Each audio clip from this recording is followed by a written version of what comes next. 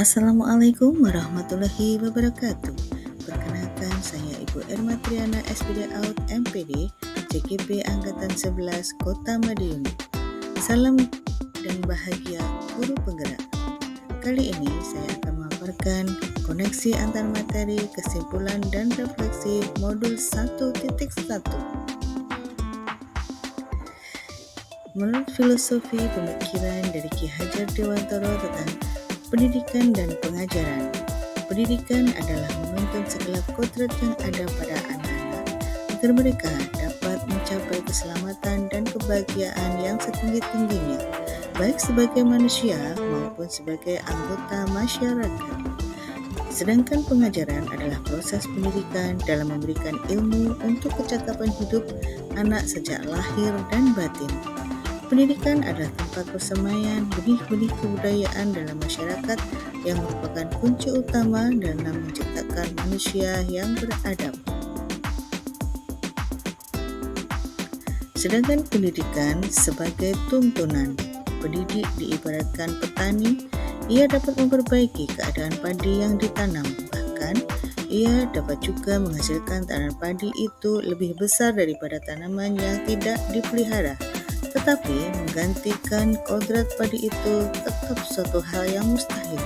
Demikianlah pendidikan itu, walaupun hanya dapat menuntun, akan tetapi faedahnya bagi hidup tumbuhnya anak-anak sangatlah besar. Murid terlahir dengan kodratnya masing-masing. Pendidik hanya dapat menuntun tumbuh atau hidupnya kekuatan kodrat yang ada pada anak-anak agar dapat memperbaiki lakunya.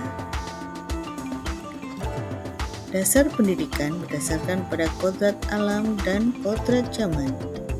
Ki Hajar Dewantara menjelaskan bahwa pada dasarnya pendidikan anak berhubungan erat dengan kodrat alam dan kodrat zaman.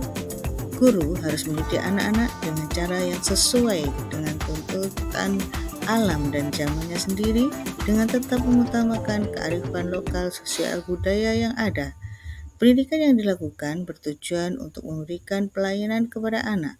Pembelajaran yang dilakukan sesuai dengan kebutuhan siswa, menyenangkan, dan efektif. Peran guru sebagai pendidik yang pertama adalah ing ngarsa sung tulodo. Seorang guru harus bisa memberi contoh dan panutan kepada anak didiknya. Yang kedua adalah ing madya mangun karso. Guru harus bisa membangkitkan semangat atau kemauan dalam diri murid untuk terus belajar dan melakukan inovasi. Dan yang ketiga adalah tut uri handayani. Guru harus beri dorongan, motivasi, arahan kepada anak didiknya. Selanjutnya, dari materi ini adalah ada 3 pertanyaan yang harus diselesaikan. Apa yang Anda percaya tentang murid dan pembelajaran di kelas sebelum Anda mempelajari modul 1.1? Saya percaya bahwasanya hal yang dilakukan hanyalah transfer materi. Seorang pendidik hanya punya tugas menyampaikan materi kepada muridnya. Kemudian sebelum saya mempelajari tentang modul ini, saya hanya bersikap sebagai teacher center, yaitu pembelajaran yang berpusat pada guru, tanpa memperhatikan kebutuhan murid, keinginan murid, dan karakter murid. Kemudian yang ketiga, lebih mengutamakan hasil siswa daripada proses yang harus dijalani.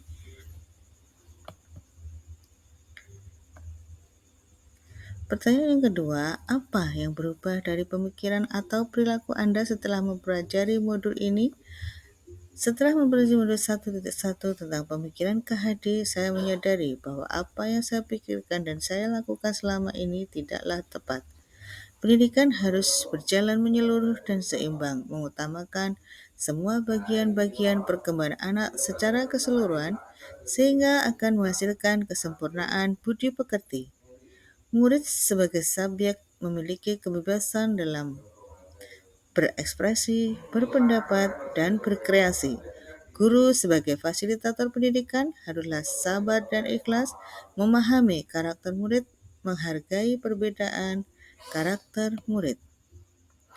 Dan yang terakhir adalah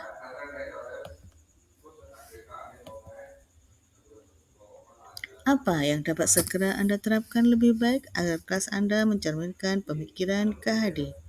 Strategi pembelajaran yang dapat segera saya terapkan di kelas antara lain, yang pertama, saya akan mengenali dan memahami karakter murid dan merancang pembelajaran sesuai dengan kebutuhan murid.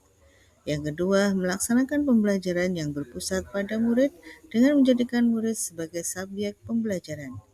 Dan yang ketiga adalah menggunakan metode pembelajaran yang bervariasi, inovatif, dan kreatif dengan memanfaatkan teknologi. Kemudian yang keempat adalah melaksanakan pembelajaran yang mampu mencetak siswa berpikir kritis, kreatif, komunikatif, kolaboratif, dan sesuai dengan konteks budaya yang ada. Dan yang terakhir adalah melakukan refleksi terhadap pembelajaran yang sudah saya lakukan, yaitu tentang kekuatan dan kelemahan yang telah saya alami. Kesimpulannya, dengan melakukan pembelajaran yang berpihak pada anak, pembelajaran tidak lagi menuntut, melainkan menuntun. Sekian dari saya. Terima kasih. Semoga bermanfaat. Salam dan bahagia, guru penggerak. Wassalamualaikum warahmatullahi wabarakatuh.